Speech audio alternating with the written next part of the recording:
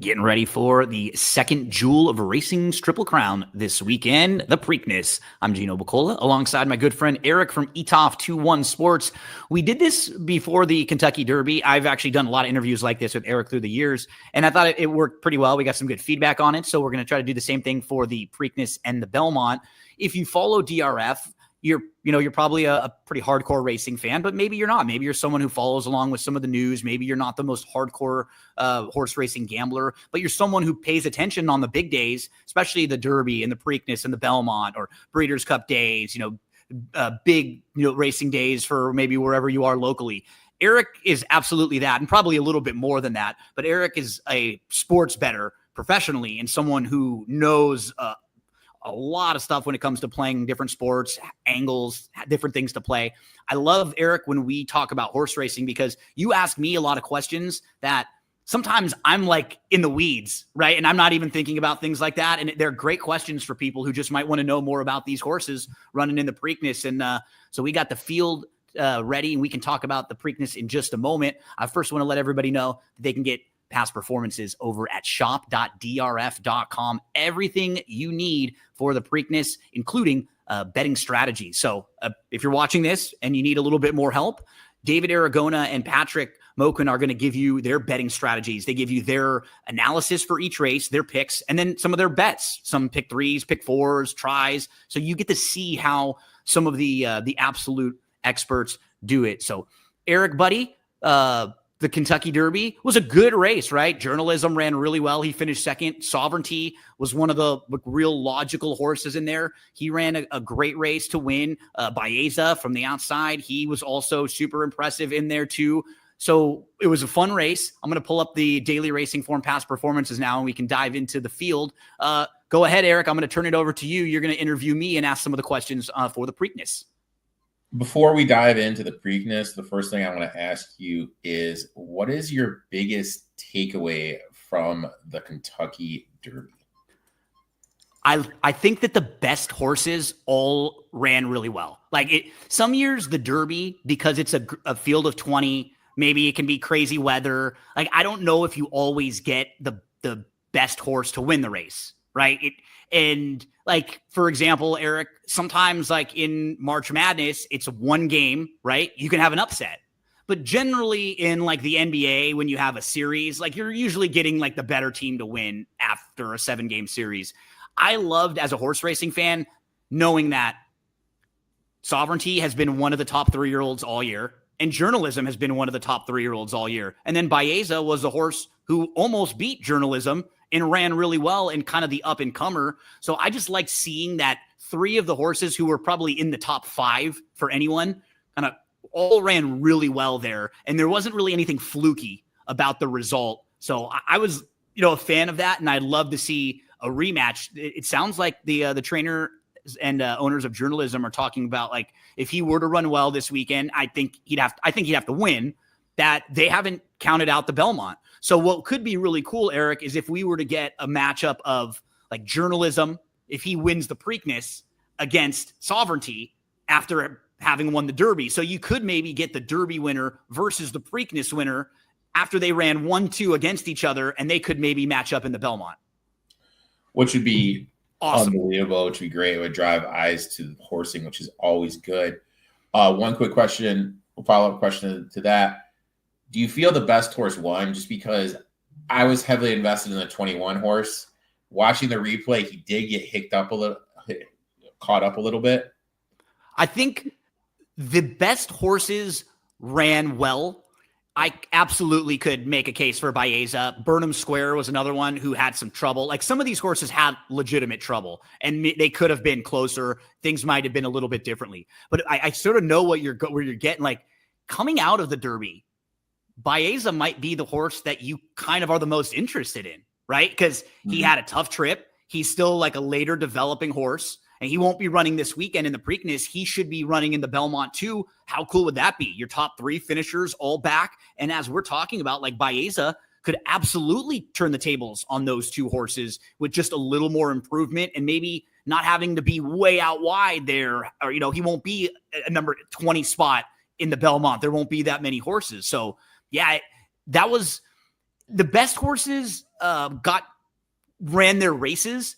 Things could have been slightly different, but Baeza was probably one of those horses, and I think Burnham Square was probably another one where if you bet them, you may be thinking, I could have been a little closer. Maybe I might have had a shot. Now, you mentioned the Derby winner.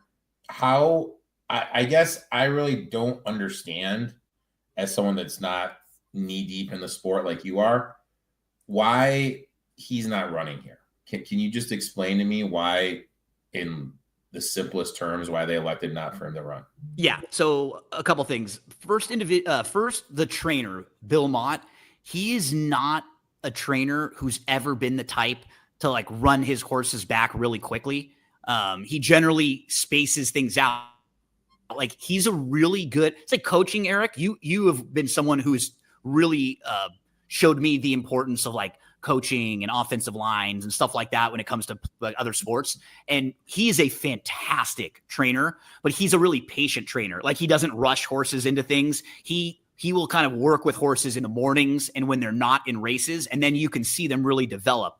So I don't know if he was one of the types of trainers who was like ever going to really run a horse back quickly. And then a stat that I saw that was actually posted by Nick Tamaro, so I want to give him some credit.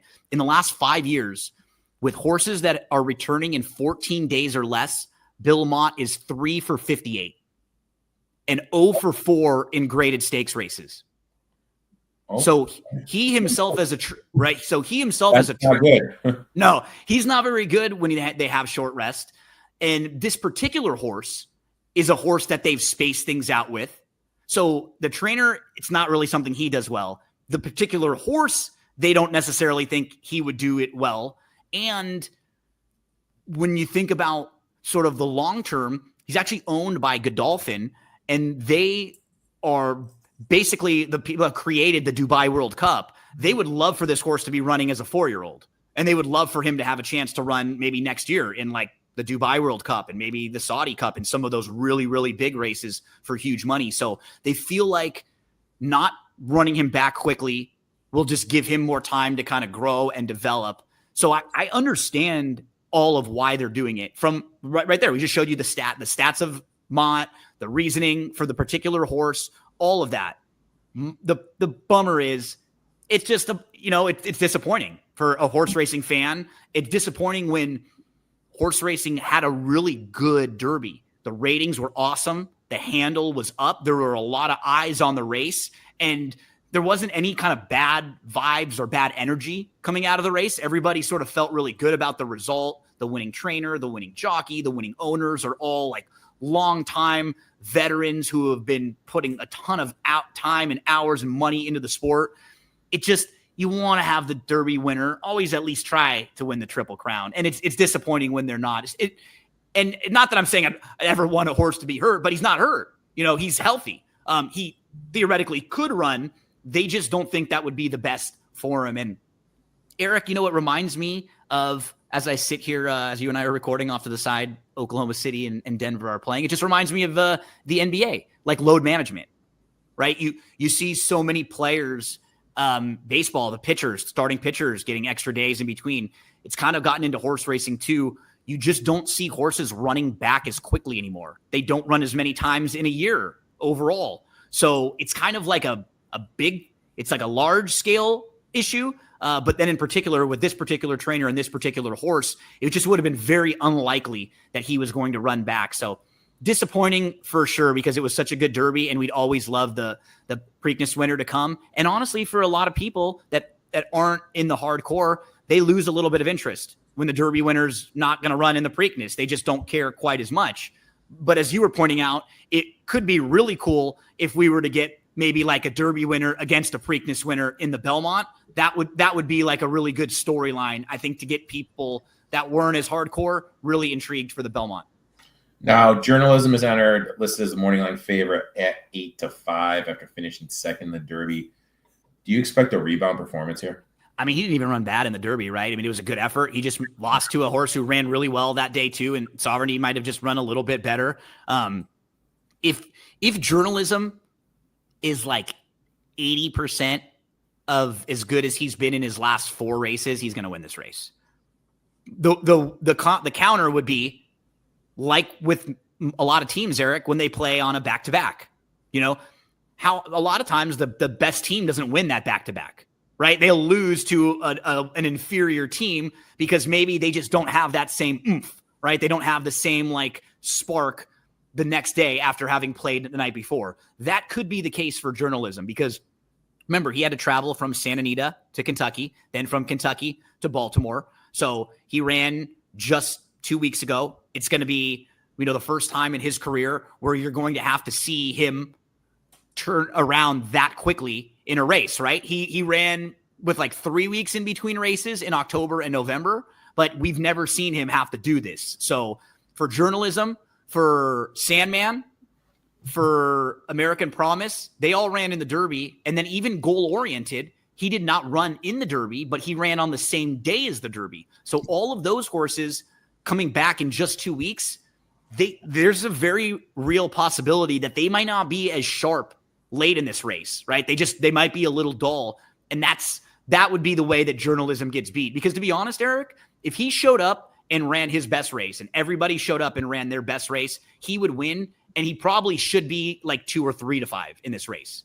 But I don't think he's going to get bet that low because nowadays in these races, the money kind of gets spread around. Like I think people look at the numbers on the board and nobody ever gets too high anymore. Because if anybody's 50 to 1, few people go, I'm going to bet a few bucks on him. And we just don't get horses that get up that high. So journalism, even if he's like 6 to 5, that actually might be like an overlay. That might even be like higher than he should be.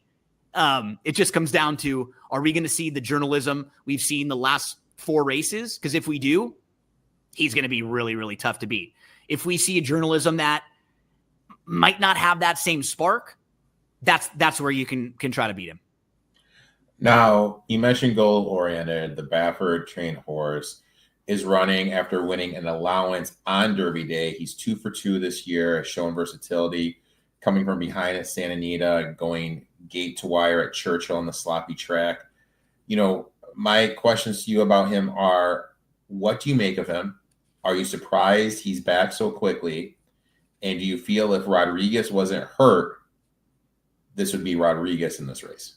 So that's a couple really good questions. First, they announced that he was going to run before they announced that Rodriguez was out, but it was very close. It was like they announced he was going to run, and then the next day they said Rodriguez was out. So they may have already known, like, hey, yeah, you know what? It doesn't look like Rodriguez is going to make this race. Let's put goal-oriented in there instead. I do think from a tactics standpoint, you probably didn't want to have both of them in there. I think both of these horses, like Rodriguez and goal-oriented, would have been horses that are being sent to the front with their running style, kind of put right to the lead. So, I respect what he's done. And it's kind of remarkable, Erik. He just debuted on April the 6th. So within like 6 weeks, he goes from winning his first race to winning his second race, and now he's in the Preakness. You really don't see that very often for horses like this quickly, because most of the horses that are like on the Kentucky Derby trail have been running throughout the whole year. They've been running in prep races in different spots. He just got good really quickly, and Baffert's like, why not, right? I don't have another horse in here. Like, let's give him a shot. He's only 6 to 1, and he draws the rail. He gets Flavien Prat. So I respect everything he's done. He's going to have to run a little bit faster just based on like the buyers and the speed figures. So that would be a negative. A positive, Erik, would be he has won on a sloppy track. He did win, the day that the Kentucky Derby had that sloppy racetrack. So we've seen him run that way if it's wet out here. It was sloppy the last couple days at the track, but it's not raining Thursday night as I'm sitting here right now. I'm worried about the other speed in the race, Erik, because he's drawn down to the inside, and I'm pretty sure American Promise, he's got to go. He just had a bad start. He was really unlucky at the start of the Kentucky Derby. I think he's going to go and get sent. I also think that the number 8, Clever Again, he wants to go. He's won 2 races, and both of those wins were when he was right on the front end and he was cruising. So I think they're going to try to get him to the front. So we may have 3 horses all trying to get the lead. And if that's the case, it might be pretty tough for goal-oriented, being this lightly raced horse with a couple other fast horses pushing him. I just don't know if it sets up all that well for him. Now, journalism. my thing is he the single here? On paper, he's the fastest horse in an easier field. Can he get the job done on the short turnaround? So meaning in my pick fives, pick sixes, do I just throw him in and he's my single? Generally, if you like a horse that's a short price, I would pretty much always tell you to single them. Like strategy wise, that's the right thing to do, because if you like them and you think they're the most likely winner, you don't really want to double or triple the cost of your ticket, right? Because things can start to get really expensive if you're playing a big ticket on a day like the Preakness. I will say in this particular circumstance, I want to use at least one other horse just in case we don't see that same journalism, just in case that 2-week turnaround really does get to him a little bit and he's just not quite the same horse. And if that's the case, Erik, I'm going to use one of the other horses that's not running in the Derby, that didn't run just a few weeks ago. Because if my angle for why journalism could lose is that it might be the quick turnaround, I'm going to use a horse that doesn't have that quick turnaround. I'm going to use a horse that might be a little fresher and might be like a little bit fitter, like stronger late in the race, or maybe be able to just get the jump on journalism. So completely respect him. He's going to be in my tickets. I'm only going to use 2 horses, like in my pick 5. He's going to be one of them. So normally I would tell you either single him or you're trying to beat him. Like generally, this isn't the best strategy to use him and a couple others. But for me, the specific circumstance of the quick turnaround is why I just want to make sure I've got one other horse along with him. American Promise had to come from off the pace in the Derby. Do we just toss this effort, or do we learn something from it? My question to you, and now there's no disrespect to him, okay? Is he a legit contender here, or is he more of kind of like a grade 3 stakes type horse race? That's what I think right now. I think you nailed it. And 2 separate things, right? He didn't get a fair trip in the Derby. He had a bad start. Citizen Bull was the number 1, and he came out, and then a lot of the horses that were down on the inside, they got bumped around. He was behind horses. He kind of made a move down on the inside. It just wasn't a great trip for him. Remember, Dwayne Lucas, this is crazy. He's won the race 7 times. Baffert's won it 8. But Dwayne Lucas has won a Triple Crown race in 5 decades, Erik. He won his first Triple Crown race in 1980 with Codex. He's won a Triple Crown race. That was the Preakness. He won the Preakness, Belmont, and Derby all in the 90s. Then in 2000, he won the Belmont with Commendable. In 2013, he won the Preakness with Oxbow. And then in 2024, last year, he won the Preakness with Seize the Gray. So the 80s, the 90s, the 2000s, the 2010s, and the 2020s. He has won a Triple Crown race in all 5 of those decades, which is just crazy. I don't think American Promise, based on what he's shown, based on the field, I don't know if he's good enough to win this race, Erik. I think he can be he can have a real factor in what happens, because he might be one of the big speeds. Like if he is in the mix and battling with goal-oriented and Clever again, that could really set up for other horses. Hey, for some reason, if Clever again has a bad start and then goal-oriented gets bumped a little bit and American Promise winds up loose on the front end, that could be the way that he wins this race. But there's a lot of things that would probably have to play out for that to happen. And I don't know if I could use him, Erik, in 3rd and 4th in the tries and supers, because he might be a horse who's showing some speed and then who could hang around for a piece. But he would really have to win the battle of the other speeds and then hold off journalism and River Thames and Sandman and others. So I have a hard time getting to him. But the coach, Dwayne Lucas, his trainer, who I mentioned, he's won this race 7 times. And the jockey, Nick Juarez, who's from Maryland, is going to be riding in his first ever Preakness. So you've got a legendary trainer with a jockey who's a hometown jockey who's going to be riding in it for the first time. So really cool story. Heart of Honor lost to Admire Daytona last out. And that's the horse that finished last in the Derby. In my eyes, that just makes him an automatic toss. Am I thinking about him the wrong way?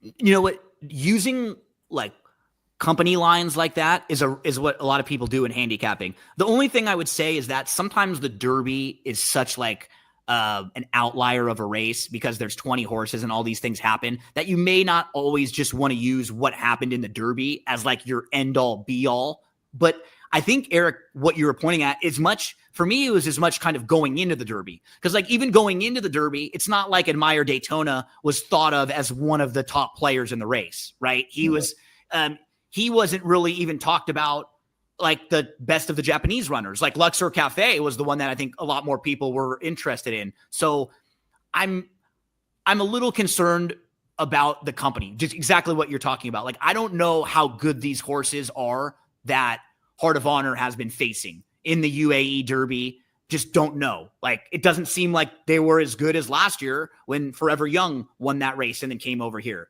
So I'm a little worried. Let me give you a couple positives about Heart of Honor, though.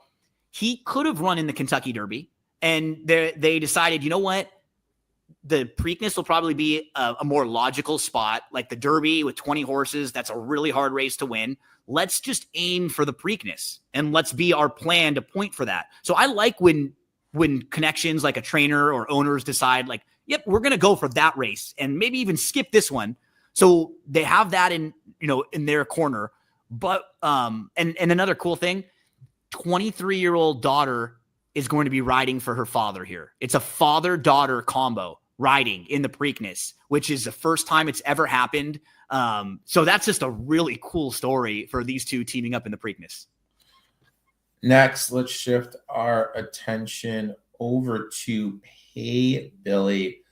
Look, you know what? He's red hot right now. He's won 4 of his last 5.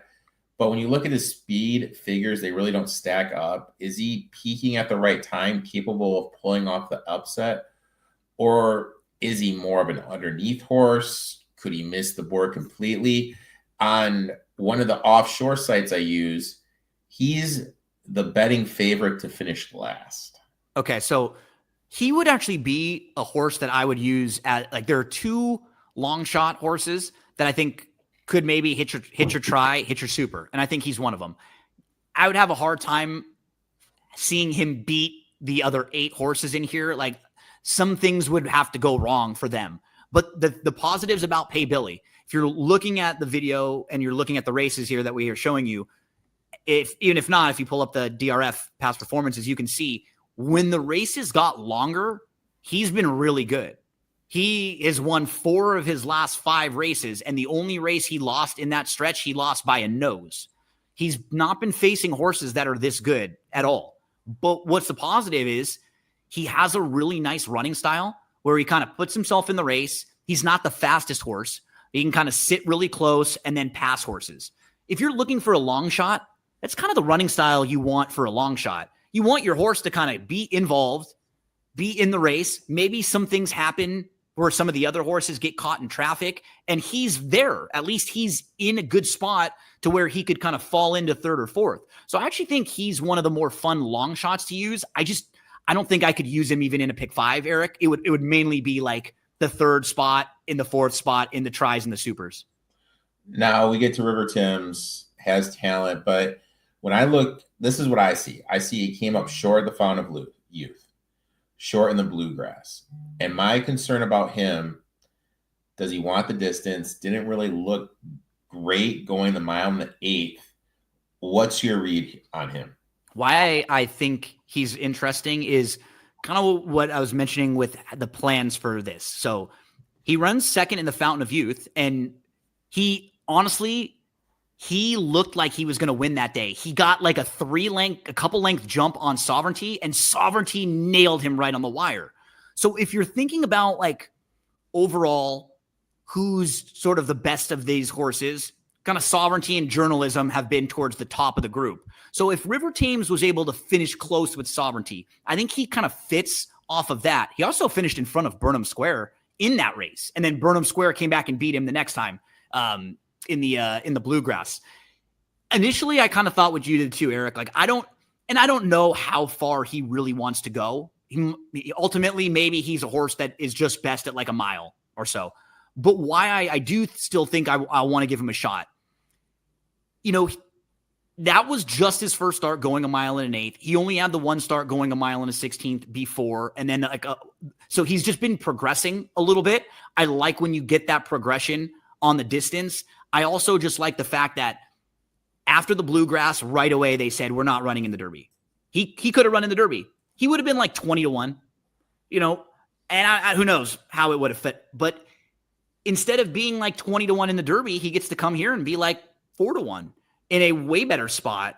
So I think he's going to get a great trip, Erik, too. The horses that we talked about showing speed, right? Like if the one goal-oriented shows speed early and the 3 and the 6 and the 8, you might be able to sit like 4th or 5th right behind those horses and then kind of move before Journalism, move before Sandman and some of the deeper closers.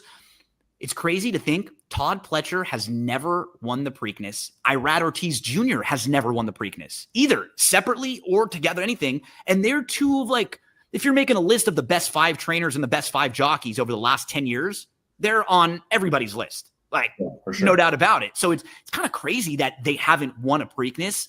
I just got a weird feeling that they've been working with this horse to try to just get him to relax a little bit more. And I think we're going to see it this week. And so to me, of the new horses, of the horses I'm if you're trying to beat Journalism, I think he's the most interesting horse. And I actually played a future wager on him a couple weeks ago. I got it's called the Preakness Future, and I got 25-1 on him in that wager just a few weeks ago. So if he just gets into the starting gate, I already feel really good, right? That's what we're looking for as gamblers, right? That kind of like value. And you play a lot of futures on Super Bowl winners or division winners and things like that. Like, so I think value-wise, he kind of fits. I think he could get a really good trip, Erik. He's like a real interesting horse to me. Now we have the social media choice, Sam. Short rest was the second choice in the Derby, but didn't really fire. What do you expect from him here? Do you expect improvement? Like I mentioned, the social media following. He could be overbet. Is that going to create value on other horses? It kind of did in the Derby, right? Like he ended up being the strong second choice, and he probably was a shorter price, a little shorter than he maybe should have, and Sovereignty gave some value. I really like that the connections decided to run him here, because I think what happened, Erik, was, they ran the Derby. He ran 7th. He was just really far back, and it was a sloppy track. Who knows? There could have been a couple of reasons why he didn't run his best race. But I think they look at the field, right? And it's like, okay, Sovereignty's not running, but Journalism is. And then after Journalism, it's some new horses and other horses that we are more accomplished than. Like, why shouldn't we go try to run in the Preakness if we can and be like the second choice, So even if I don't personally love his win chances in the race, because I just think the way it sets up, he's so far behind Journalism and like River Thames. I think those horses will be able to get a real jump and a head start on Sandman. I picked him 4th when I got to put like a top 4 selections in. So I do think he'll still come closing and pass horses. We got to remember, like, his Arkansas Derby was really good. So he's certainly capable of winning the race. And I'm glad for horse racing just that he's in here, because he's a big name and he has been towards the top of the division all year long. I'm a little bit worried that, he just comes running late for like a good 3rd or 4th, not beaten all that much. I think he'll run well, though. And I applaud Mark Casse for running him. And as you were pointing out, Griffin, who's got a huge social media following, he's like really, really embraced the racing stuff. A lot of times you'll see some of the people who get involved, or who maybe like a part owner, or maybe get brought in as like an influencer. They'll do a few things, but you can tell they're not really like invested. He is the opposite. Like, he's there at the barn all the time. He's been really gracious with his time. He's been like responding to people who've been asking him questions and stuff. So I give them a lot of credit. And I love seeing, people like that with a huge following get involved in the game. And so far it's been really positive what he's been doing. Clever, again, is very intriguing to me. You have Jose Ortiz on board, has the speed figures, including a 101 in the Hot Spring Stakes. Very competitive with Journalism and speed figures. This is a big step up in class, though. From the outside post, do you think he could flash early enough speed where he could hit the board or even like pull the upset? So you were kind of hitting on it, right? His 101 buyer, there's only journalism has run faster than that. So he's got the second best buyer speed figure in the field. He's only making his fourth start, so he's really lightly raced. Like if he's still improving and can take another step forward, he might kind of be that wild card where maybe he has a race better than journalism and we don't even know it yet. He hasn't really had to kind of push himself in the last couple races. He beat a horse named Gaming, who hasn't been like in as good a form this year, but Gaming was second in the Breeders' Cup last year behind Citizen Bull. And then he ran into journalism and he finished behind journalism. He's kind of not been as good this year. He was more of like a kind of precocious horse who was really good early on last year. But he to me is the hardest read in the race, Erik, because his just like on the ratings and stuff, he's capable of competing with a horse like journalism. I'm just worried about the setup. Now, I prefer him to goal oriented. If you are a speed horse and you have early speed, you want to be drawn to the outside in a race like this because you can look over and see what the other horses are doing. Like, okay, if American Promise is going really, really fast, then I think Clever again would try to like sit maybe just outside of him and not necessarily battle with him. But for goal oriented, like if American Promise starts really fast, it might force goal oriented to try to go from the inside and keep up with him. So he was the hardest, like, for me to get a real feel for because I respect his ability. I'm just a little bit worried about the setup. Now outside we got Gosker 20-1, seems high. He won the Stone Streak.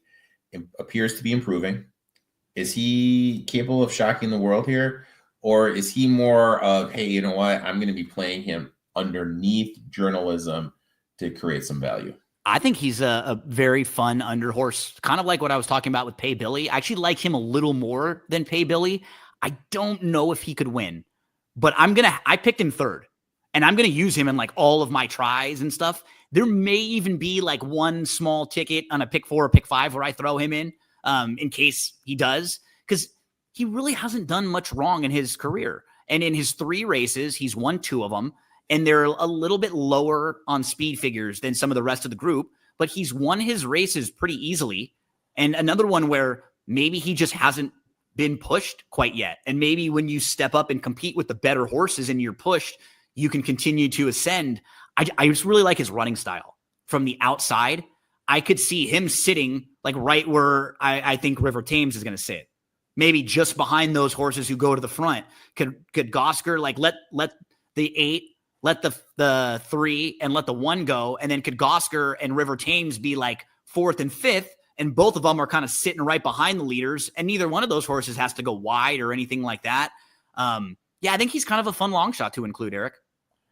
Now, for those listening to this before the Black Eyed Susan, my last question to you is, what's the Black Eyed Susan Preakness double? Again, I love playing these little daily double races that are back to back. What's your bet in that?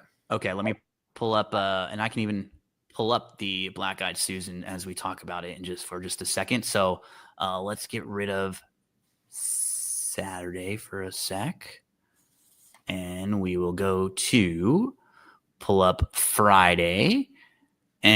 So Black Eyed Susan is going to be race number 13 on Friday. And there are some of these wagers that you can make like 2-day wagers, like the Black Eyed Susan. I think they have a pick 5 even that you can play both days. It's a really kind of interesting group, a pretty big group too. Liam in the Dust has some speed from the inside. So does the 6 Paris Lily. There's not that much early speed in this race though. The 4 Running and Gunning is the 5-2 morning line favorite. I don't know if he's fast enough early and if the race is going to set up for him. The one who I really like in here, Erik, is the 3 Margie's Intention. I just think she could get a great trip. She has a little bit of speed, but she's more of like going to sit 4th or 5th and then try to finish late.